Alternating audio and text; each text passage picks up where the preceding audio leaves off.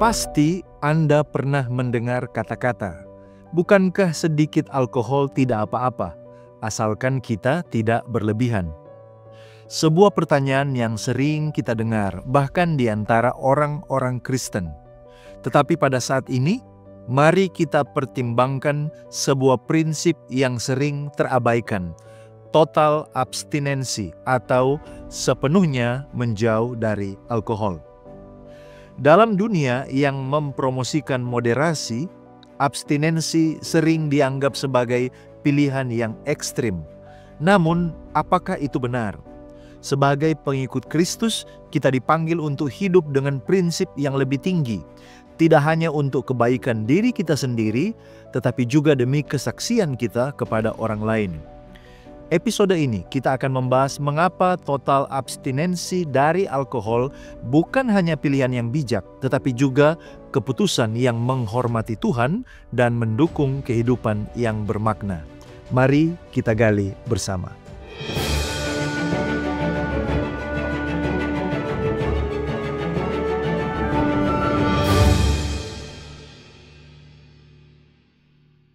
Untuk memahami pandangan Alkitab mengenai alkohol, kita harus menelusuri pengajaran dari Kejadian hingga Wahyu.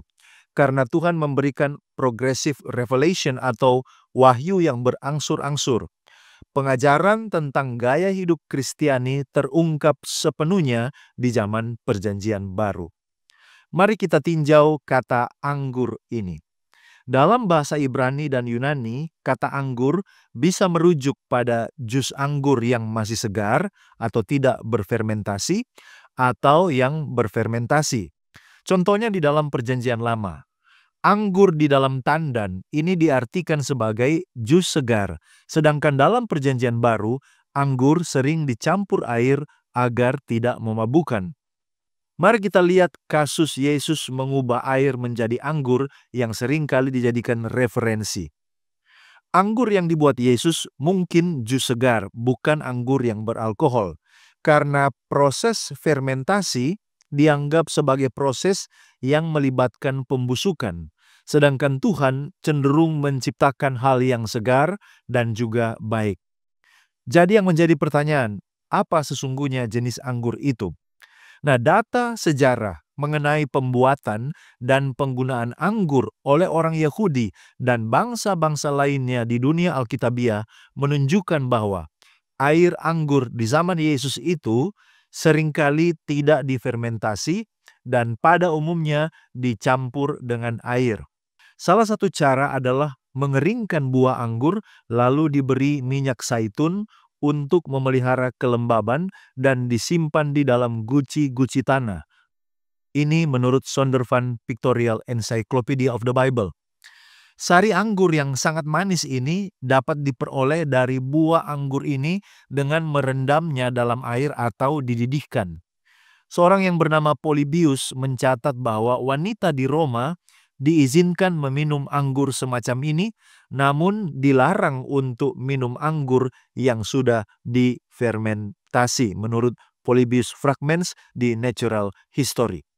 Lalu kemudian cara lain adalah mendidihkan sari anggur yang baru diperas sehingga menjadi sangat kental. Dan proses ini memungkinkan sari anggur itu supaya dapat disimpan, mengeluarkan semua unsur yang dapat memabukkan karena konsentrasi gula yang tinggi dan kemanisannya tetap terpelihara. Cairan yang kental ini kemudian disimpan dalam kantong kulit atau guci tanah liat yang besar. Dan cairan kental ini dapat dipergunakan untuk pelengkap, baik itu untuk makan roti atau dicampur dengan air untuk dijadikan sari anggur lagi. Nah, mungkin buah anggur dipelihara sebagai sumber gula. Sari anggur hasil kilangan anggur dikentalkan dengan mendidihkannya yang dikenal sebagai madu anggur menurut The International Standard Bible Encyclopedia, volume 5 halaman 3050. Ayat-ayat dalam Alkitab yang menyebut madu seringkali berbicara tentang madu anggur ini. Dan ini disebut debash oleh orang Yahudi dan bukan madu lebah seperti yang kita ketahui. Dari penulis Yunani yang lain dan juga para penulis Roma, mereka juga menyebutkan berbagai kadar campuran. Contohnya Homer dalam Odyssey menyebutkan bahwa campurannya itu adalah 20 bagian air dengan 1 bagian anggur. Plutarkus menyatakan bahwa sebuah campuran walaupun sudah dicampur dengan air, sebagian besar campurannya terdiri atas air, tetapi ini tetap disebut sebagai anggur. Sementara tokoh yang lain yang namanya adalah Plinius menyebutkan perbandingan campuran itu 8 bagian air dan 1 bagian anggur.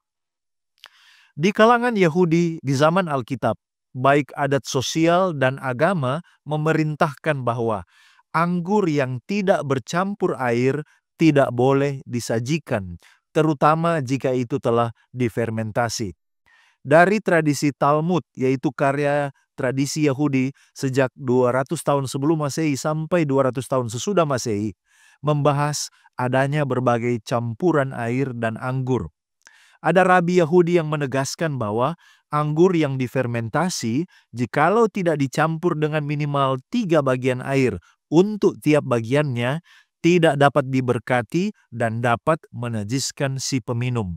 Sementara ada rabi yang lain menuntut bahwa campurannya harus 10 bagian air untuk 1 bagian anggur difermentasi sebelum itu dapat diterima sebagai minuman. Ada sebagian ayat yang menarik yang muncul dalam kitab Wahyu ketika berbicara tentang anggur murka Allah.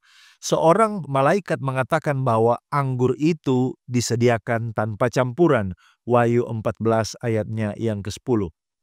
Singkatnya, penggunaan anggur yang normal di kalangan Yahudi pada zaman Alkitabiah berbeda sekali dengan penggunaan dewasa ini. Anggur pada zaman itu adalah, yang pertama, sari buah anggur yang masih segar. Yang kedua adalah sari buah anggur yang disimpan. Yang ketiga adalah sari dari buah anggur yang dikeringkan. Lalu kemudian ada minuman anggur yang dibuat dari sari anggur ditambah dengan air. Lalu kemudian ada anggur yang difermentasi atau tidak difermentasi yang disimpan dan dicampur dengan air menurut perbandingan setinggi 20 berbanding dengan 1. Apabila anggur yang difermentasi disajikan dengan murni, maka hal itu dianggap tak beradab, menajiskan, dan tidak dapat diberkati oleh para rabi. Nah, berdasarkan semua fakta ini, mustahil untuk mempertahankan bahwa kebiasaan minum anggur ala modern diizinkan karena orang Yahudi pada waktu itu minum air anggur di zaman Alkitab.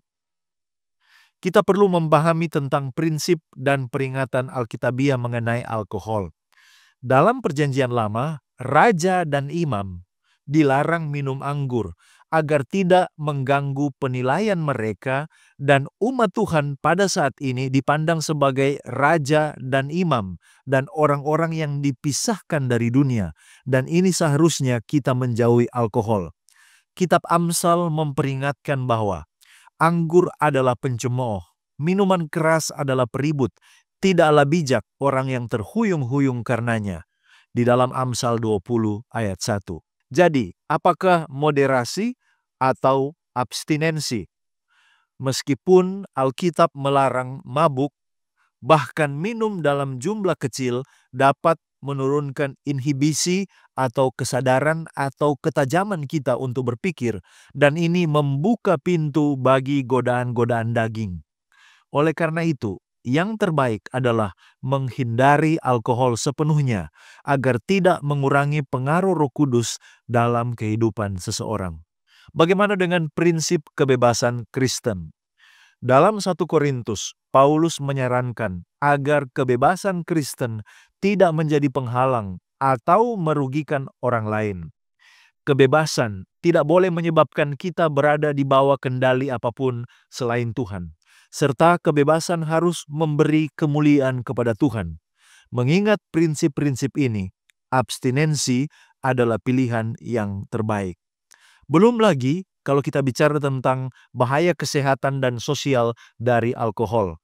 Statistik terkait alkohol, di mana dicatat 1,8 juta kematian per tahun akibat konsumsi alkohol menurut World Health Organization. Masalah sosial dan kesehatan akibat alkohol, seperti kecelakaan, penyakit, kehancuran keluarga, menjadi alasan kuat lainnya untuk mengambil posisi total abstinensi. Kita perlu memahami ada perbedaan antara alkohol masa Alkitab dan sekarang. Pada masa Alkitab, belum ada teknologi distilasi, sehingga alkohol memiliki kadar lebih rendah dan lebih sering diencerkan, berbeda dengan minuman keras di zaman modern ini. Secara umum, kita dapat menyimpulkan bahwa meskipun mabuk jelas adalah dosa, tetapi sikap abstinensi terhadap alkohol adalah yang paling aman bagi orang Kristen karena tubuh kita adalah bait Roh Kudus. Bukankah karena kita telah ditebus oleh Kristus, maka kita ingin mempersembahkan tubuh kita sebagai persembahan yang kudus, layak, dan berkenan kepada Allah, serta dapat memenuhi semua potensi yang telah dipercayakan kepada kita? Bukankah kita mau agar pikiran kita dalam kondisi yang paling prima, agar dengan demikian kita peka terhadap tuntunan Roh Kudus? Oleh karena itu, abstinensi total dari alkohol masih merupakan anjuran yang terbaik. Sekian dari saya, mari kita menggali firman Tuhan untuk memperluas wawasan dan mengharapkan terjadi pertumbuhan kerohanian. Jika Anda merasa diberkati dan dicerahkan oleh pembahasan ini, silakan bagikan video ini kepada orang-orang terkasih. Kita akan berjumpa kembali pada episode berikutnya hanya di Depth Insight Growth. Tuhan Yesus memberkati.